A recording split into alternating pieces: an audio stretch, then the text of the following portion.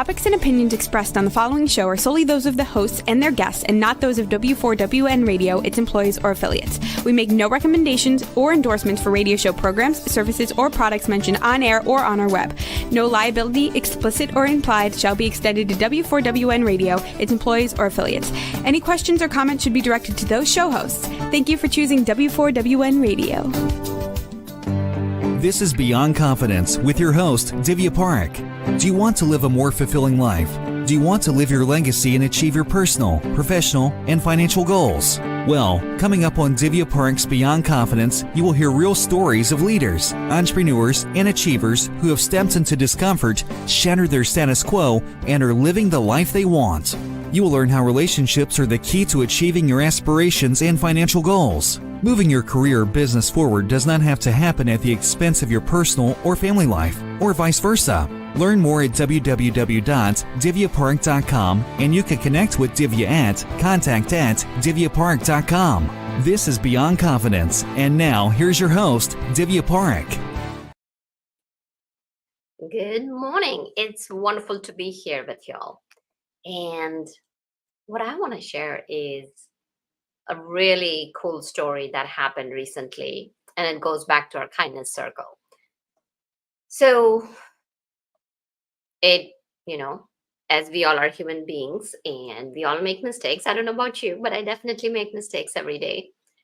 So with one of my team members, I thought that when we were talking, they were good. But then after the conversation, I had an inkling that the conversation we had had, the feedback I had provided, may not have set well with them. So for me, it's important to be there for someone. The work is critical. The work and business keep the lights on in everybody's home, and yet people come first. So I reached out and I shared that, let's have a 5-minute conversation. And we were just talking in general, and I opened up this space, and it was amazing how that person shared back with me as to what did not sit well with them. And what I want to go back from this kindness story, and what I want to share with you is that they were very kind in understanding that I was a human being and that it was just a misunderstanding. So many times what happens is that we assume things. So it's important to have that open communication, and kindness also includes having those tough conversations, because kindness is not just going and doing an act. Kindness is also about sitting down and stepping into the discomfort zone and asking people okay, let's clarify, let's bring things out in the open. Otherwise, what happens is that there may be a little wound that can become a boil. So you don't want to let that happen. So just wanted to share that story with you all. And thank you for everyone who have gotten books. We really appreciate you, because those books, Expert to Influencer and Entrepreneur's Garden, will change your life, because I can share with you, it's not because these are our books, because I've heard back from readers, and also it's going to change other people's lives, because we do share out part of the profit with kiva.org. So I want to thank you, each and every one of you, for your support and making our show possible. Let's invite our guest in. Welcome, Stefan. Hey, nice to be here. Thank you so much for having me. Absolutely. Thank you for your time and being open to sharing your thoughts and experience. So usually we start out in the childhood. Do you have any positive memory from your childhood where it was a person or a situation or an event that left a positive mark on you? I remember, it's a funny story. Yeah? I remember that my mom picked me up from school when I was like a 6-year-old kid. And I think we were locked out of the house because she had forgotten the key. And we also had picked up my sister, which was a little bit younger. She was in the kindergarten. And my father, he was traveling for professional reasons and no way to enter the house. And then my mom was going like, well, what do we do? Yeah. She went to a telephone cabin. I mean, cell phones didn't exist back then.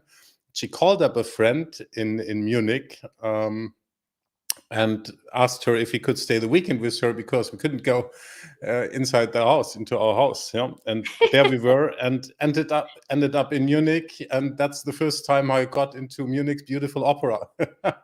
Oh, wow. Yeah. What a beautiful So story. that was a big story, and how to approach life basically from my mom. She always was like, if something doesn't work, you do the next better thing instead of the next worse one. You do the next better one. Yeah, that was my mom. Yeah, good lesson. Very resourceful and insightful. So as you grew up, did you have any interests just like any other kids, or your interests were different? I guess Education, sports, yeah, anything. I guess I was a very avid reader, and at home we Mhm. used to have thousands of books, and I really enjoyed reading. And we had a few different national and international newspapers at home.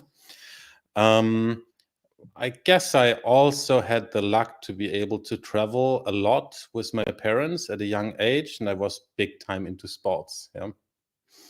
That's fantastic. Yeah. So what would you say, like, you did a lot of different things, sports and traveling and reading. So reading and traveling has been one of my favorite things, as well as sports.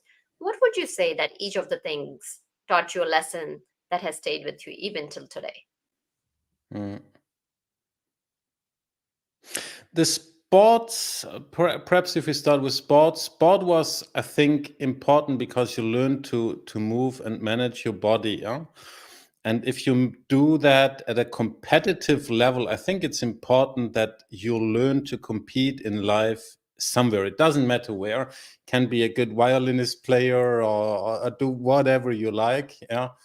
But learning to compete at some level, I think, is an important lesson. I managed to get this in sports in 2 or 3 disciplines, which certainly built me to a degree, because once you've figured out how you compete in one area and how you get good in one area, you just replicate the same process.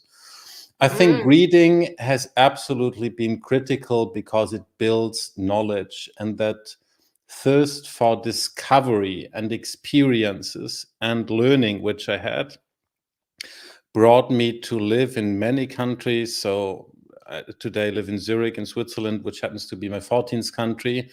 That led me to explore very different fields, to read literally thousands of books, to eventually write 1 or 2 or 3.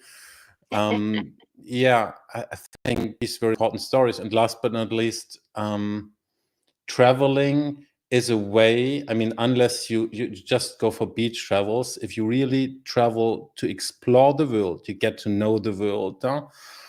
And this makes me feel comfortable today that I have seen so many different areas of the world, both rich and poor, lived in different countries, managed to see so many different places, which was uniquely enriching. And mm. definitely opened me big time for this world. And between these travels Hmm. and between playing sports, tell us, like, where did your career interest take you? My career interest, I got started with computers relatively early, which raised my curiosity, and then eventually started selling computers when I was like a 15-year-old kid. And when I was 17, so that was back in 1998, I was joining a first startup, yeah, instead of going to school. That was basically my history, yeah. And then it went on from there, yeah. Well, that's fantastic. Tell us about that's amazing. A 15-year-old, I can just kind of imagine you walking down and working with the computers. And there's so many young entrepreneurs out there who think that college is the only route to take. The key is that it's knowing about yourself. So, how did you know that's what you wanted to do? That you wanted to have a startup at that young of an age? Actually, I wasn't sure, to be honest. Yeah, I think You can do a lot of thinking, but in the end, if you haven't been to that place, it's unlikely you figure that out by just thinking. So I would definitely welcome and invite you to explore and to test more. Unless you try it out yourself, you will never know if it's your shoe size and if it fits you and if it feels good. Yeah. So that startup, I just got involved in there. It was a fantastic experience for me, but I didn't know that was a good one before I was there. Yeah. And repeatedly in my life, I've been thinking hard about certain things. Sometimes I was right, sometimes I was wrong. Some things you simply have to try and to do. Yeah. And you can't foresee how they eventually end up if you haven't been there yet. Yeah. Absolutely. You bring home a really good point that you just can't know everything for sure. It's about being open to failing and it's about being open to experimenting because that's what all science and innovation is about. So tell us, like, what was your startup about and were you the only one or did you have a group of other people? And what was your journey like through that? Let me actually comment on the point you just made. I remember having read a long blog article from Clayton Christensen at some point in time. And Clayton Christensen was that famous Harvard professor, and he wrote various books, and he opened several companies, etc. And so you eventually believe that this is one of the most successful human beings out there, having, I mean, Harvard, several books, several successful companies, etc. And in that blog article, he really analyzed step by step what he did in his life. And he came to the conclusion that 80% of everything he tried eventually failed. Yeah. And he goes through his life story and he goes like, well, I wanted to do journalism. I applied at Chicago Tribune and then New York Post, etc. They didn't take me. They rejected me, etc. And it's amazing that one of the most successful people eventually came to the conclusion that most of the things he did in life eventually failed. And actually, the more you try, the more you're going to fail, but the more big wins you're going to have. And that story from Clayton Christensen inspired me to look at my own track record and see what actually failed and what went well. And also I have to acknowledge that many things eventually failed. But this is part of life. Yeah. Unless you choose a very stable career and work in the post office from day one till you're 65, till you retire, you're going to make errors. And the more you experiment, the more errors you're going to make. But the more big wins you're going to take home. Absolutely. And there is the joy of taking big win homes. So here's also I want to like touch upon what you mentioned is that the more you try, the more you're going to fail. And it's a perspective. The way I see it is that the more you fail, the more you learn. And the more you learn, the more you grow and the more deeper your capacity gets, the more your depth you have, then you are able to perform at a higher level. So it brings its own things. So tell us a little bit about your startup experience and how long did that last? Well, that was a very early startup experience. I was like 18 when it all started, or 17, I think. And basically the idea back then, I mean, search engines, at least the Googles, etc., didn't exist back then. It was Yahoo and Alta Vista, etc. And we were basically, the central idea was building a local internet catalog similar to what Yahoo and Alta Vista have been, but next to offering global information about general worldly things, we would offer local information like who is the car dealer in your city, what is happening in the cinema in your city, etc. These kind of information. I think that was the pivotal idea. And from a business perspective, that dramatically changed the revenue model because suddenly local stores made sense for them to advertise locally. Yeah, so totally new revenue streams as opposed to the big search engines. And that went on quite well. We got a few patents. We got supported from Sun Microsystems, which existed still back then and was a big player. Got international eventually, but crashed in the .com crash like many other companies. Nevertheless, a part of the technology survived and was successfully sold on to another one of the big corporates. Yeah. Well, congratulations.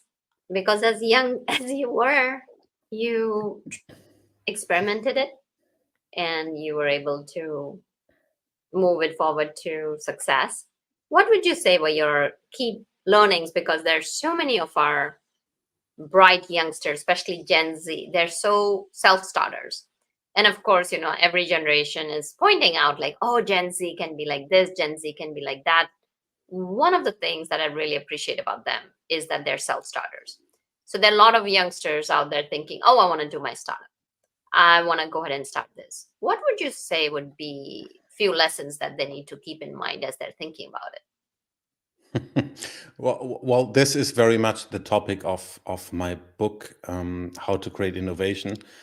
It's a book we have authored based on a ton of research. And in the end, I think most importantly, and particularly young people like to believe, hey, this is my startup. It's unique. We are doing this. And it has a very special angle, and therefore it's special. But this is wrong. I mean, by far, most parts in a business are similar and have been done before. So rely on best practices, rely on approaches, on methodologies and tools which are proven in the marketplace, and use those, because you don't have to reinvent the world.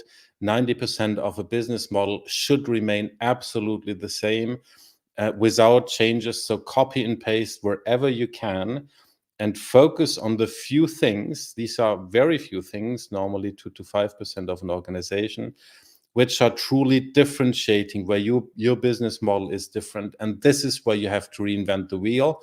For the rest, rely on strong processes and copy and paste wherever you can to reduce the amount of errors you're making, particularly as a young entrepreneur. Very powerful. So what you're telling is that see and look at the businesses that are already established, that they're doing well, and how are they doing. So what would be the point of differentiation? You mentioned that there are 20% that's different from the rest of the market, because there's always, we talk about the fit to market and talking about unmet user needs. So how can it, it doesn't have to be just young entrepreneurs or young startup companies. How would they go about it?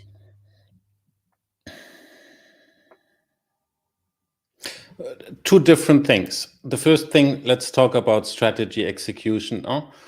And basically, if you look at the processes and capabilities inside a firm, 80% of the processes or capabilities of a firm are non-core. That means they're not even industry specific. The way you do marketing, the way you do accounting, the way you do your HR, the way you do your forecasting, the way you do your technology and engineering, even most likely production, is not industry specific, most likely. And that means if 80% of your processes are not industry specific, it's unlikely that you should be innovating there. Quite on the opposite. This is where you should be standardizing and leveraging best and leading practices. This is where you copy and paste and just try to be as effective as possible with the least amount of investment. Only 20% is industry specific, and you're only differentiating with 2 to 5%. And these are the very few areas where you really invest in your differentiation, where you innovate with everything you got, where you launch product innovation, marketing innovation, etc. But the important message is, in the 80% of all processes and all capabilities of your firm, this is where you can save costs. This is where you should save costs. This is where you should be standardizing. Important lesson number one. The other topic you just raised, Divya, was understanding the customer needs. And this is what goes absolutely wrong out there. We are all working, we're doing our marketing, our product development, our sales always towards certain segments and towards certain personas. And this is, and particularly for startups, often doesn't work well, because it's not about those segments. I mean, you got to know me now a little bit. I mean, Divya and I are talking now for a few minutes. So I have a very simple question, and the question is, do I go to a fancy restaurant tonight or to a bar? Yeah. And imagine you have all the information of the world about me. You have any marketing segmentation, any persona information you ever dreamed of. You have that about me, and you're not able to answer that question with any significant likelihood. Yeah. So now I give you just one additional piece of information. Yeah. So tonight I'm back in Paris. I'm meeting with my fellow students, which I've been studying with 15 years ago. And now I think it's relatively obvious. With that single information, you now know, oh, well, those guys are most likely going to the bar now, yeah, not to a fancy restaurant. Yeah. So, and as this example illustrates, personas and segments do not prescribe or do not describe well how somebody's going to act. Yeah. You have to understand really the important but unmet customer need. In this case, Stefan didn't go to a bar for whatever reasons. He did go to a bar to meet back his students, colleagues. So what we, as to improve the success rates as entrepreneurs or corporate innovators, we have to understand those deep, important, but unmet customer needs and stop working on personas and segmentation. That is definitely a different way of thinking, because everywhere like you look, people are talking about ideal customer profile. People are talking about ideal customer avatar.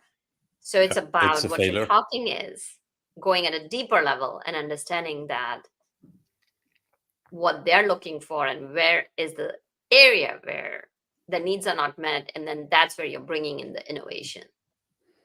Exactly. Because, I mean, Divya and I, we could go to the same bar, yeah, for very different reasons. Yeah. And we are from very different customer segments. Yeah. And Divya and I, we could be both purchasing candles for very different reasons. We are definitely not at all in the same segment. We would take a flight as well for very different reasons, but we're still not in the same segment. So you could go on and on. Basically, particularly if you're not in a well-established market, entirely forget personas and segmentation and really understand what the important need is somebody is having, what that important but unmet need is. There is an entire methodology around that, which is called Jobs to be Done. Have a look at it. It's extremely powerful. And 99% of the organizations out there fail. And what they do instead, and that is highly problematic, since they have no idea what that important but unmet customer need is, they go for ideation. So and ideation is, so they invent ideas. Yeah. A recent newspaper article was like, oh, let's go for 100 ideas for one to fly. Yeah. And ideation is simply a luck-based approach. You could as well play the lottery. It's simply unlikely that through ideation, you're going to find a startup idea that is inside the frame, that you can execute upon, that meets your differentiating capabilities, that is ahead of the competition, that meets an important but unmet customer need. So stop ideating. Yeah, I can't get over this. Yeah. That's one of the most important reasons why startups fail, because it's just so unlikely that you pick a winner out of 100 ideas. It's just so You are pointing out something that might be counterintuitive to so many people in the industry. And as they're listening, they may be scratching their heads that without ideas, how is innovation possible?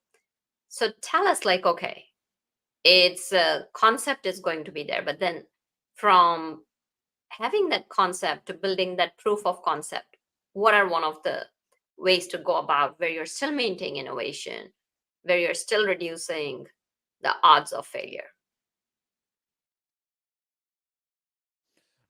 Perhaps it's best to talk about a case study. Yeah. So then it becomes a little bit practical.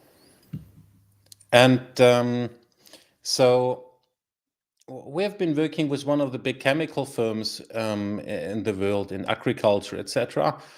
And they wanted to penetrate the Asian market because the Asian markets are huge. Alone in India are 500 million farmers. I mean, that's a quantity unheard of, yeah? And similar in neighboring countries, extreme amounts of farmers, but nobody knew what these guys would need help with. So we studied basically a large job, a large challenge, which was how to succeed in the business of farming. That was the field of study. Mm-hmm.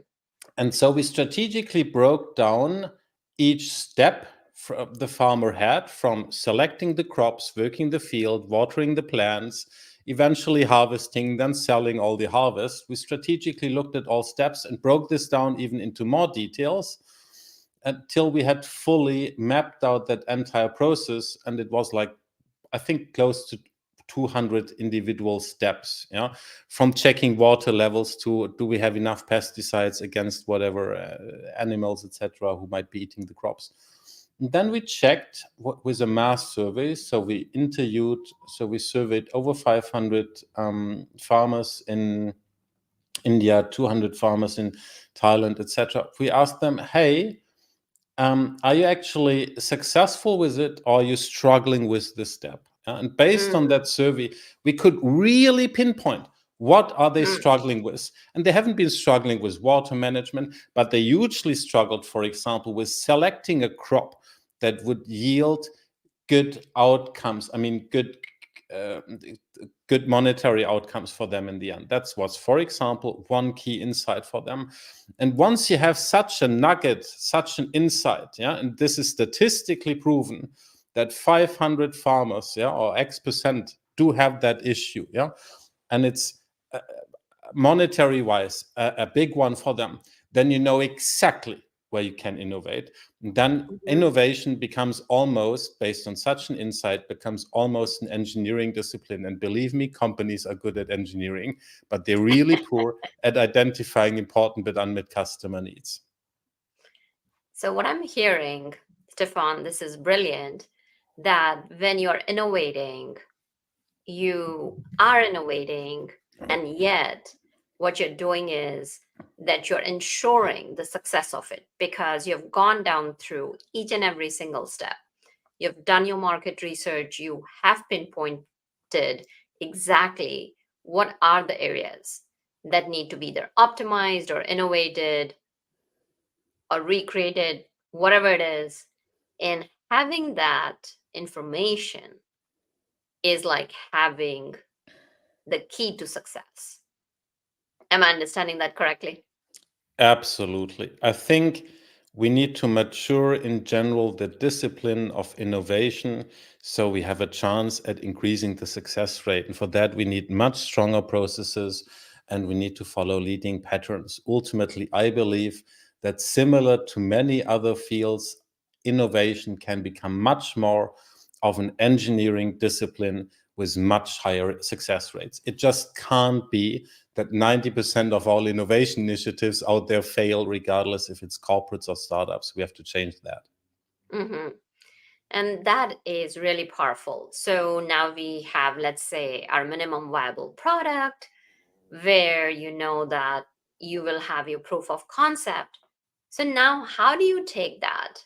Not only build, but also you build it in such a way that you are able to scale. Because so many times what happens is that, especially startups or even mid-sized companies, they experience success, but they've not built in scaling in the processes and fundamentals and systems and operations.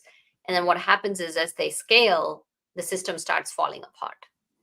What advice would you have for our audience? Okay, first of all, let's clarify briefly what a MVP is about, because an MVP is not a proof of concept anymore. A MVP is a quantitatively proven business formula that has worked in practice. People start confusing that because a proof of concept should happen before that. Yeah, MVP is there in real life, it works, and it works in practice, and it's quantitatively proven. Now, I think we have to differentiate thereafter in two scenarios. If it's a corporate or a startup, are two different cases. But in both cases, you have to mature all processes across the entire business model sufficiently, because as you grow, as you double in size, or as you 10x in size, you have to lift up any aspect of your business model. You have to improve your financials, your HR, your core processes, your marketing, etc., and so on. And this is usually where the shit, basically, where the fan hits the shit, where the shit hits the fan. Because okay. some parts are left behind. Mhm. Not all things are scaled equally, but that is what ultimately needs to happen. What I would encourage you to do is, normally an organization has one main value stream, sometimes two, normally only one, and that main value stream can be depicted in a customer journey. So you do your customer journey, you map it out, but next to that customer journey, or under it in different swim lanes, you highlight everything that needs to happen internally. So what are the internal processes to back up and make this customer journey work? Which systems do you require? Which data is flowing? Which colleagues are working on which part? Which teams are working on which part? How is the customer getting feedback? So you not only map out the customer journey, but you map out basically the entire organization in different swim lanes, thereby rearranging and improving that single core value chain. That is, I think, the most important thing I would be doing, because this is where things fall apart. And for the rest, I mean, that's something I mentioned at the beginning. 80% is non-core. So in the non-core areas, such as, likely operations, accounting, shipping, etc., think about outsourcing, so you don't have to mature those processes. Outsource strategically to somebody who is really best in class. Yeah, no, definitely. That makes sense, because we are going back to, again, that when you're doing the market research, when you're mapping out the customer journey, when you're doing the innovation, that you are bringing in the maturation. And so many people rush through that process. Like, okay, if it is working, it's good, let's just keep going. And what I'm hearing is that you're playing the long game versus thinking about the short term cost. Oh, absolutely. I think the key error we have been making is to drive down costs in our innovation processes, to the degree where an MVP is no more an MVP, but really a proof of concept, so no quantitative validation. And I mean, the problem started with the lean startup, if you want. We got Yeah. leaner and leaner, and we are still failing at 90%. I don't think we should be Mhm. failing at 90%. I think we should be spending more. We should get on top of our customers' important but unmet needs. We should target our innovation, build those strategically. And while, yes, it will be more expensive, it's not necessary to fail at 90%. If you're smart, you can probably get away with a 50% chances of failure, which is still high, but by factors better than what is currently out there. So I would really urge us to work on the investment security we are providing here. That costs a little bit more money, but that drastically improves the success rate. No, I definitely agree with you. Is that so many times, and especially companies, with the quarter earning reportings, it's the whole culture that we have created is like, keeping the eye on the short term cost versus playing the long game. So, what would you say that even with all of these things and the way this whole evolution has happened in the corporate capitalism, what would you say are a couple of things, having worked with big giants like Amazon and Google, that have allowed them to stay on the map and sustain their success?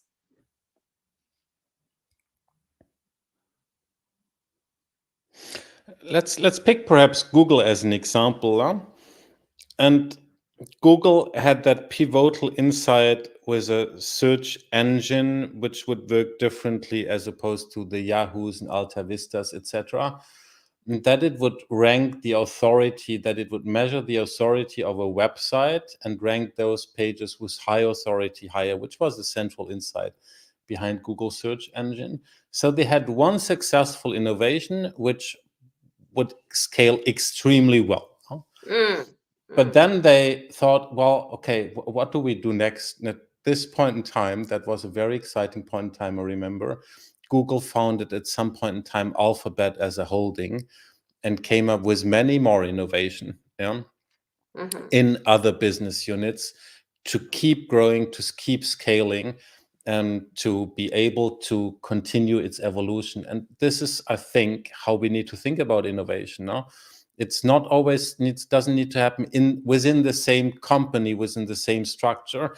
Rather think about a portfolio, and launch a series of innovative products, services, etc., similar to what Google has been doing.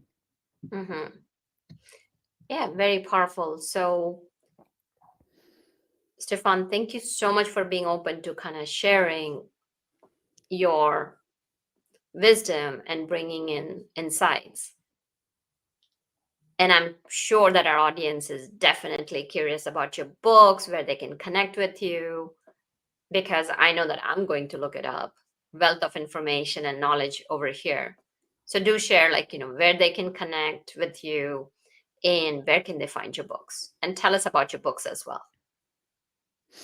Well, to briefly talk about the book, 90% of the innovation initiatives out there are failing, regardless if you're corporate or if you're a startup. And this led me to launching a research initiative now 7 years back. And basically for years, we were structurally researching better ways to doing innovation. So we looked at 270 post-mortems and really analyzed, why did they fail? Oh my goodness, and analyzed 70 pain points innovators were facing and strategically looked at how can these be overcome with better tools, better approaches, etc. And this is what we documented. We call them the UNITE models, in short for Understanding, Navigating, Innovation, Transformation Enterprises. The UNITE models today are the by far largest, deepest, and first integrated collection of models, frameworks, approaches, and canvases. So I think many of you will know the business model canvas. Think about 70 times the business model canvas and integrate it so you know how you go from elevator pitch to, important unmet need, to elevator pitch, to value proposition, to business model, to operating model, to organizational culture, to organizational structure, etc. These are the UNITE models. And I think the abstract got then published in a book, which is called How to Create Innovation, originally self-published. Now the leading publishers globally pick it up. It was just published by Wiley in the English-speaking world. And I think it's the first book that covers innovation end-to-end, that goes beyond individual piecemeal solutions such as design thinking or Scrum or business model generation. So we have the first end-to-end book thanks to those models, and this is what this book is really making a difference. So you can pick up the book anywhere, at wiley.com, at Amazon, at any store you like, etc. And you can get the models on our website at digitalleadership.com. They are published open source, so feel free to get those and download those. And feel free as well to connect with me. I love speaking with other entrepreneurs, with corporate executives, to discuss what their innovation struggles are and to see, how we can help and learn, basically. That is always great and interesting talks. So feel free to connect on LinkedIn. Yeah, you'll find me there. Well, fantastic. Thank you for sharing that information. And folks, if you are thinking about innovating, you have the expertise right here. Take some time, connect with Stefan and get his books, because as we talk through our conversation today, it's important to have those processes mature and think differently than what has been thinking. Because Stefan, as you mentioned, that even though we have lean startups, 90% of businesses are failing. So it's important to put in that time up front. So as we wrap up our show, do you have any final words of wisdom? Well, I think Innovation, we can't prevent change, we can only shape it. And so I would really like to invite you to create change in a way that improves the world around us. Let's unite, let's create a world worth living in. Let's do some positive change out there. We owe it to ourselves, to our families, to our companies, and to the world at large. So be invited to leverage better processes, and let's create a world worth living in, one innovation at a time. Well, thank you, Stefan, for joining us and sharing your knowledge. And thank you, listeners, for being part of our family, because without you, the show would not be possible. And I know that you lead the change. Keep those emails coming to us. And I know several of you are connected with me on social media. Reach out, continue sharing your thoughts, because it helps us make our podcast richer and bring you back more value. And thank you, Juan, for making the show technically possible. Be well and take care. All the best. Thank you for being part of Beyond Confidence with your host, Divya Parekh. We hope you have learned more about how to start living the life you want. Each week on Beyond Confidence, you hear stories of real people who have experienced growth by overcoming their fears and building meaningful relationships. During Beyond Confidence, Divya Parekh shares what happened to her when she stepped out of her comfort zone to work directly with people across the globe. She not only coaches people how to form heart connections, but also transform relationships to mutually beneficial partnerships as they strive to live the life they want. If you are ready to live the life you want and leverage your strengths, learn more at www.divyaparekh.com. And you can connect with Divya at contact@divyaparekh.com. We look forward to you joining us next week.